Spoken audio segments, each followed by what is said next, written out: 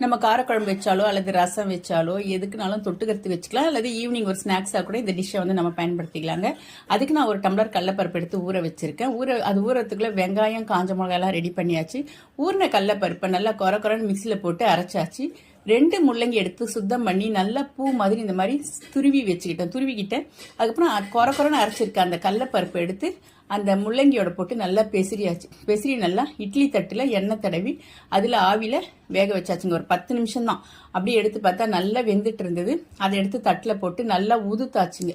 உதுத்து வச்சுக்கிட்டு வானல்ல எண்ணெயை ஊற்றி கடுகு, கடலப்பருப்பு, காஞ்ச மிளகா, வெங்காயம் இதை போட்டு நல்லா வதக்கிடணும். அதாவது கொஞ்சமாக ரொம்ப வெங்காயம் வந்து வதங்கணுன்றது கிடையாது, ஓரளவு வதங்கிட்டா போதும். அப்புறம் உதுத்து வச்சிருக்க இந்த கடலப்பருப்பு, அந்த முள்ளங்கி வேக வச்சிருக்கோம் பார்த்தீங்களா, அதை எடுத்து போட்டு நல்லா கிளறிட்டு எடுத்து சாப்பிட்டு பார்த்தா டேஸ்ட் வேற லெவலுங்க. உண்மையாகவே முள்ளங்கி கடலப்பருப்புன்னு நம்ம கண்டுபிடிக்க முடியாது.